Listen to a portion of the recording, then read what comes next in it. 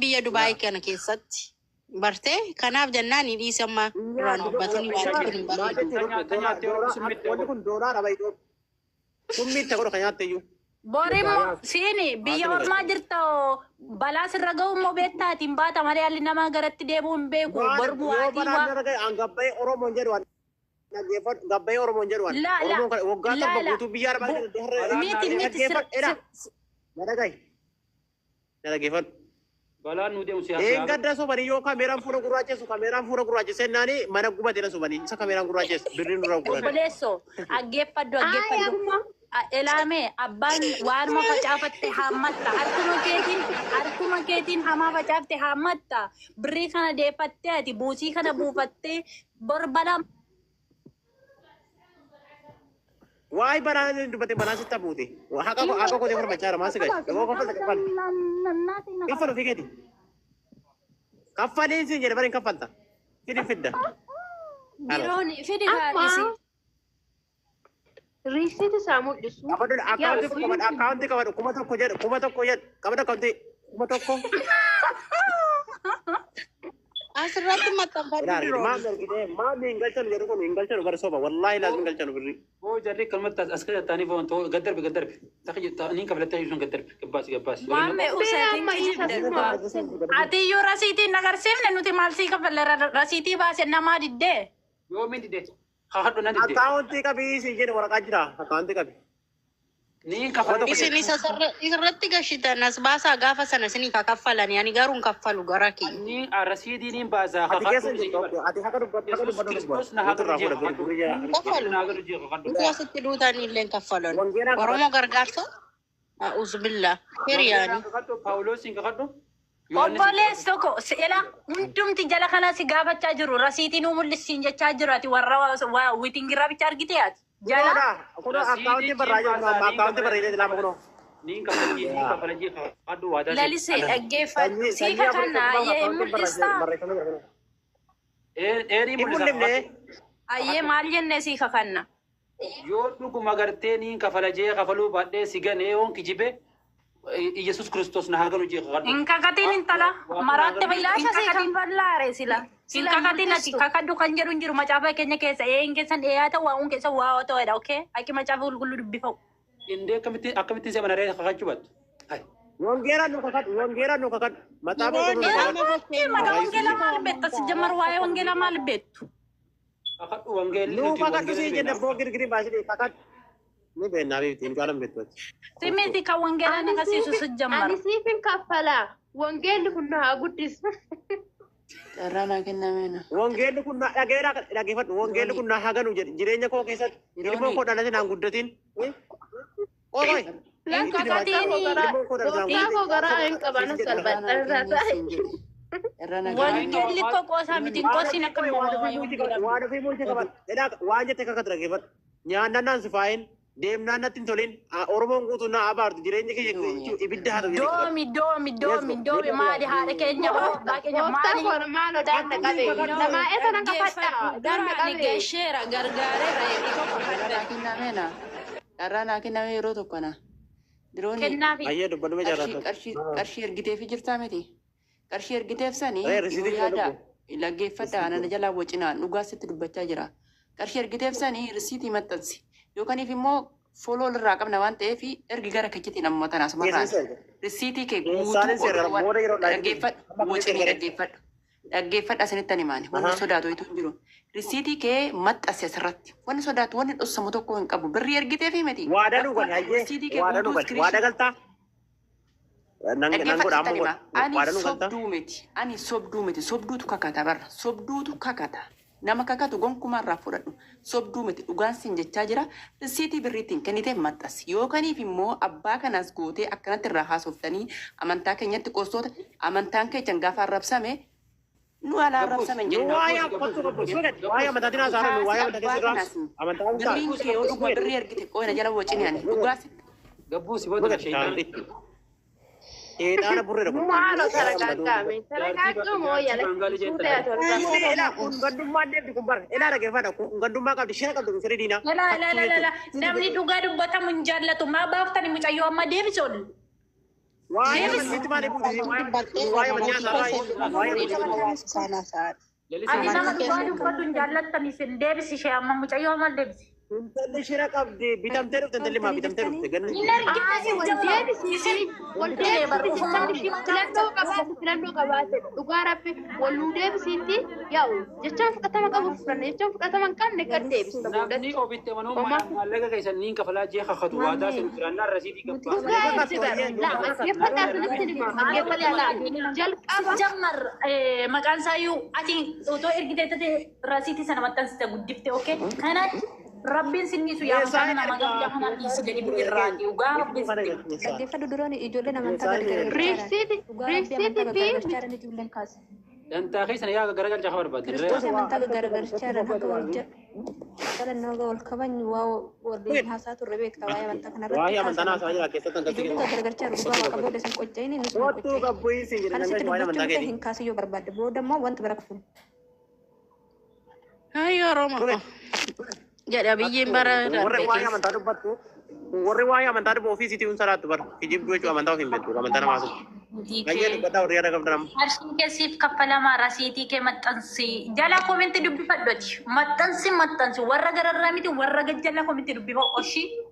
Eenyu kafala? biraa olitti chaatti sheer godhaa wallaa irraa kaffaluuti. Itti gaafatamummaa eenyu fudhata? Eenyu fudhata? Eenyu fudhatee Biyya keessanii waan nyaattu isin waadaa galtanii hin nyaatama wantoota akka biyya keessaniitti isin maali eessatti nama eessaati isin?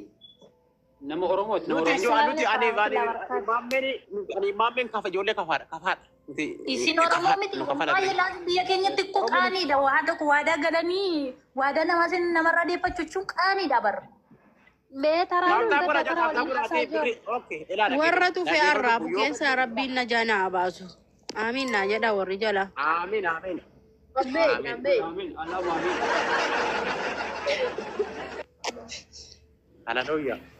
Ilaa amma dhaggeeffadhaa warri waadhaa nu galtanii rakkoon qabu. Keessaan risiitii tokko siif erginaa akkaawuntiin erginaa qabadhu lama akkaawuntii koo kuma tokko qabadhu. Maal jaan joftaati mucaan rasiita maxxansi kan maali waadaa sii gannaa? Dhiironni bo'ee dubakaa kee jijjiiratteerta yaa rabbi. Azzubillah. Birri kabaal isaati deeffataadha. Kaganni adeen gargar deeffachaa jira lubbu. Hai dura maa gargaartee maaliif deeffatta ishii? Rakkoo maali? Deeffachuun qaba kanas. Mucaan fayyiteerti amma. Hin fayyiteerta Hai balaa. fayyite gaafsa fayyaasiiti. Itti yaalamte miti mucaati sitti doore sila mucaan itti haa yaalamtu tani ergita miti. Eega fayyitee Beekoo ani Oromoo amma sin asirraa haasaa wanti taatan balaa qatiifersi kana diroonii nurraa callisiisisaa maqaan nu nyaate diroonii warri jala ani maqaan nu nyaate dhugaa rabbii. hannaan ka hanni sinimikoo ani dhugaa sitti dubbachaa jira ani qoosaan jiru ani dhugaa jiru sitti dubbachaa jira immoo taphachuuf si faana hin dhufne ani sababaati kana maxxansiteen akka amantaan nama arrabsamus akka amantaan kee arrabsamu. Okay, welcome. Birri ke sifan kaffal. Risiti ke matas. Risiti ke Risiti ke matas ya terrat. Birri ke anatu si kaffala wan. Risiti ke. Waada galai. Mami waada galai. Dhiironni waadaa galtu dura ati riisiitii waadaa galtu.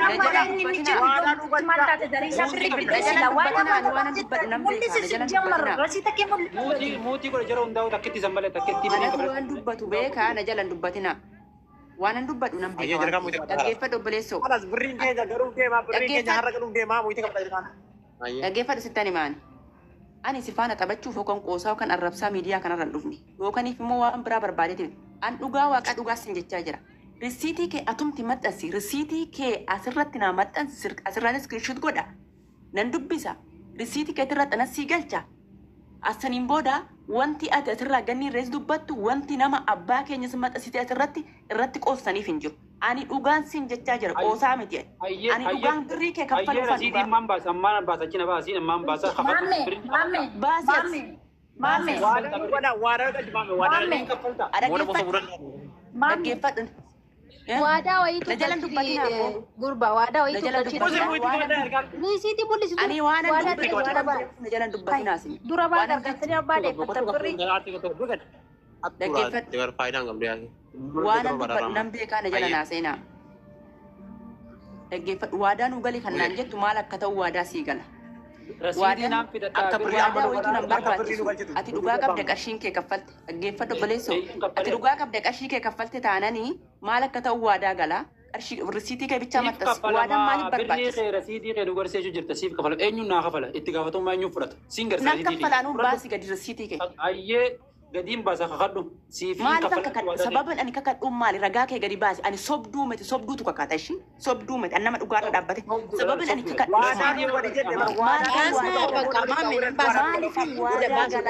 qarshii kee kaffaltee miti qarshiin kee lafa jiraa miti risiitii kee qofan barbaada wanni kakadhuuf hin jiru asirraa. Wani na kaka cikin sababin da ake ma. Rasiidi kaffalle eegan kakkatanii kafaruu dandeessan. Kanas kakadda.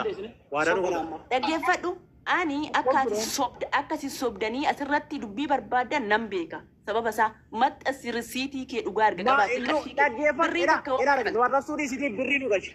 Waadaan nu godhama. Dhaggeeffadhu wanni waadaa nama galan tokko wanni waadaa ani horii mati bar ani beesitti mee. Ani horii mati ani kaleetti dheengadda sinirraa bahee yoo sin gammeen hospitaala qabaa jettan. Horiitu sirra wayyaadha. Akkamitti isin akka beekumsa malee beekamtii malee beekumsa hin qabne dheengadda sun badhe. Sababaan isaa gammeen hospitaala qaba biyya Dubaay keessatti jettan. Faarmaasii odoo ta'e jettanii sinirraa bahe. Hospitaala jettan. Namicha kaargoo hojjetu ol buutanii. Kanaafiyyuu birrii kee kannite taanaan as baasii maxxansisiifan kaffalaa giddiin qabaatini. Diroon milkoosan ol gashi milkoon illee nan kaffalachaa arti jala. Waadaan nu godhi jette waadaa gala qarshii wannoo kee gadi baasi waadaan ani sittani ma sobduutu kakata bar. Diroon milkoosan ol gashi seen illee nan kaffalachaa marachaa. Risiitii kee. Mamme, ishime kota akkas godha. Nama birrii sana irratti ergitan lakkoofsa sanuu ergitu lakkoofsa sanuu hin barbaadu. Akkaawuntii irratti ergeef risiitiin qaba waa Risiitii qofa barbaada. Risiitii lakkoofsa kee achi lafa kaa'e lakkoofsa kee irraa jaan qabu lakkoofsa abbaa barbaadee natti milkoo sana gashaame please milkoo gashi. Risiitii qofan barbaada. Fakkeenyaaf lafa siif kaffalamaa nama naa kafaluu Risiitii gadi sobdoota uummata walitti buusuuf miidiyaa amantaan kee warrabsame nama takka maqaan dhahinka abbaa kana asirratti maxxansitee arrabsita waan ta'eef yoo ijoolleen amantaa kee arrabsite afaan. Muuyite qottu qabbu. Kuni waadaan godhu birrii kaffalaati maamme maal goota. Maal kennitanii maal qabduu kennitaa maal qabdaa kennitaa oduu waa kennitee fi dhugaa oduu qabaatee gadi maxxansita oduu dhugaa qabaatee qarshii keeneeraa takka baaftee diraama takka kennitee fi micoota kanaa gadi maxxansita. Diroonii miti wal. Rabbiin naatu waanni sina waara rabban. Taara dongoratan maaliif dongore keessanii ani yeroon gastiifan waahii amantaa kiristaanaa hin xunneen galee asirratti xiqqoon guyyaa namni viidiyoo na waraabaa kan beektanii miti. Ani amantaa kiristaana akkasii sodosiin akkasii peenteen akkasii hin jalleen. Amantaan tuqnee jetta tsabala keenya kabajamaa amantaan keenya nu itti amannu bishaan jetteen kunuu waa amantaa tuquudha sii galee bishaan miti tsabala malee eeggattamanne immoo dhuguma nu fayyisa sii galee doroni. Eshi eega taballi si fayyide taballi erga fayyisuu maaliif dura xarabalan geessin haasoo mallaan guurin. Mamme iskutati please mamme ludeeshi meeti maalo. Daftee kara tsabalaa dati garuu biyya ormaa jirti waan ta'eefu tsabala argachuu hin dandeenye kanaaf mana yaalaa datte sii galee odoo biyya jiraatte mana tsabalaa datte. Biyya galteesin. Eega qabalichaan fayyite birriin keenya deebi'u qaba qabu. Murteessu. Koi. Anamma kallattii kiyyaana awwiirraan jedhee ture mi'aama walumaa galatti dhaggeeffadhisuuse warri dinoon irraa birrii ganni nyaatte saniin kaffallaa jettan gastii ergaddaati birrii isaa galchaa fi irraa hin kaffallu. Aggeeffau. Isi dhaabbuune waan ta'eef. Atama an ergamaa amma aggeeffadhu gaafsini kaffaltee risiitii sidii baaset awwiin amma kootu siifan kaffaladee kakadhee fi as gubbaarratti baasenna sobdee as keessaa buutee baddee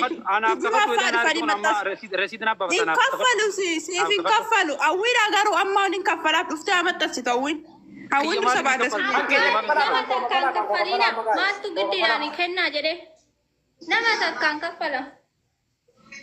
Ay suuse way suuseedha.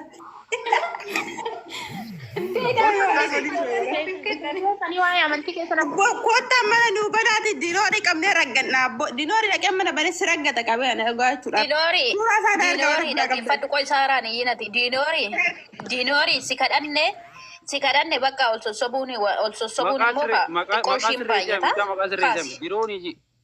Diroori miti. Giroori. Ol beena maammee ati taa'e gadi xaasaa. Gamboodhaan gaddee jira mana keessan kana keessa mul'achaa ture. Kana miti. Maammee faatu maallaqa kennaa abuume. Maammee ati sanan beekama raasa. Kanas kan fide maammee fiisuma isaan lamaan bichaa fide bakka ta'e fidanii dhufan dhugaa rabbi waa'ee kana bakka isaa fidanii hin beeku alcheen. Maal keessa fide? Diinoorii kaase dhugaa rabbi dhugaa waaqayyoo ana si tolitti bu'aa kaase. Rabbi kaase waan kana.